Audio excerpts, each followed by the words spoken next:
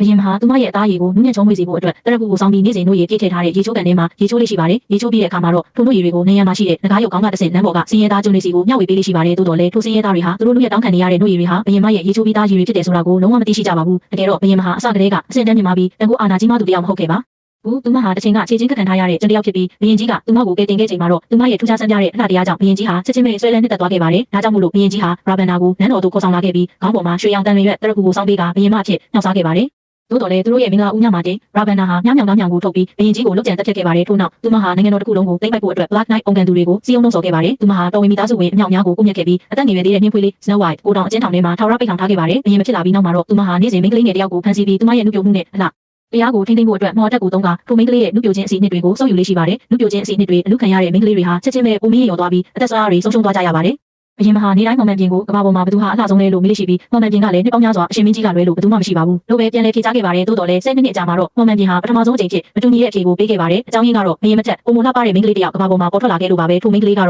လွန်ခဲ့တဲ့10စုနှစ်တခုကျော်ကဘယင်မကိုယ်တိုင်အကျဉ်းထောင်ထဲမှာပိတ်ထောင်ထားခဲ့တဲ့နှင်းဖွားအေးလေး Snow White ပဲဖြစ်ပါတယ်မော်မန်ပြင်ကဘယင်မကိုနှင်းဖွေးလေးရဲ့နှလုံးသားကိုသာစားသုံးနိုင်ရင်ထာဝရနှုတ်ပြနေနိုင်မယ်လို့ပြောပြခဲ့ပါတယ်မနာလိုဝင်တိုစိတ်တွေပြင်းထန်လာတဲ့ဘယင်မဟာနှင်းဖွေးလေးကိုအကျဉ်းထောင်ထဲကနေခေါ်ထုတ်လာဖို့သူမရဲ့မောင်ဖြစ်သူဖင်းကိုချက်ချင်းအမိန့်ပေးခဲ့ပါတယ်တိုးတော်လဲဖင်းဟာနှင်းဖွေးလေးရဲ့အလှတရားကိုမြင်တွေ့တဲ့အခါမကောင်းတဲ့အကြံအစီတွေပေါ်ပေါက်လာခဲ့ပါတယ်နှင်းဖွေးလေးကတော့ရရှိတဲ့အခွင့်အရေးကိုအမိရဆုပ်ကိုင်ပြီးသူ့ကိုတွန်းဖယ်ကအကျဉ်းထောင်ထဲကနေအပြည့်အကျထွက်ပြေးလွတ်မြောက်ခဲ့ပါတယ်စစ်သားအုပ်စုကြီးကသူမကိုဝိုင်းရံတော့မယ့်အချိန်မှာပဲသူမဟာရေမြောင်းထဲကိုအမြန်ဆုံးချိုးဝင်ရောက်ပြီးနန်းတော်ကနေအောင်မြင်စွာထွက်ပြေးလွတ်မြောက်သွားခဲ့ပါတယ်ဒီသတင်းကိုကြားရတဲ့အခါဘယင်မဟာအဲ့ရီလို့ခေါ်တဲ့အမဲလိုက်မှုဆိုးတယောက်ကိုဆင့်ခေါ်ပြီးနှင်းဖွေးလေးကိုဖမ်းဆီးခေါ်ဆောင်လာပြီးရင်တေဆုံးသွားတဲ့ဇနီးတွေကိုမော်တက်နဲ့ပြန်လဲတက်သွင်းပေးမယ်လို့အတိပေးခဲ့ပါတယ်အဲ့ရီဟာထိုတာဝန်ကိုနောက်ဆုံးမှာတော့လက်ခံလိုက်ပြီးစစ်သားတွေကိုဦးဆောင်ကမှောက်မိုက်တဲ့တောအုပ်တစ်ခုလုံးကိုလိုက်လံရှာဖွေပြီးနှင်းဖွေးလေးကိုဖမ်းဆီးနိုင်ခဲ့ပါတယ်သို့တော်လည်းအဲ့ရီကဖင်းကိုဘယင်မကငါဇနီးကိုဘယ်တော့အသက်သွင်းပေးမှလဲလို့မေးမြန်းတဲ့အခါမှာတော့ဖင်းကဘယင်မမှာတေလွန်သူတွေကိုပြန်လဲအသက်သွင်းပေးနိုင်တဲ့မော်တက်မရှိဘူးလို့ပြန်ပြောခဲ့ပါတယ်အဲ့ရီဟာမိမိလက်စားခံလိုက်ရမှန်းသိရှိသွားတဲ့အတွက်နှင်းဖွေးလေးကိုခေါ်ပြီးချက်ချင်းပဲထွက်ပြေးခဲ့ပါတယ်လန်ကီမှာတော့သူတို့နှစ်ဦးဟာလူကူလေး9ယောက်ထောင်ထားတဲ့ထောင်ချောက်ထဲကိုမိသွားပြီးလေထဲမှာစောက်ထိုးတွဲလောင်းအကျိတ်ခံလိုက်ရပါတယ်တိုးတော်လည်းနှင်းဖွေးလေးဟာဘယင်ကြီးရဲ့သမီးတော်ဖြစ်မှန်းသိရှိသွားကြတဲ့အခါမှာတော့လူကူလေးတွေဟာသူမကိုပြန်လွှတ်ပေးခဲ့ပြီးဂျိုဂရိုင်းဖြူကြီးနဲ့တွေ့ဆုံဖို့ခေါ်ဆောင်သွားခဲ့ပါတယ်ထိုဂျိုဂရိုင်းဖြူကြီးဟာလည်းမိမိရှိကမိန်းကလေးဟာနှင်းဖွေးလေးဖြစ်မှန်းချက်ချင်းပဲမှတ်မိသိရှိသွားခဲ့ပါတော့တယ်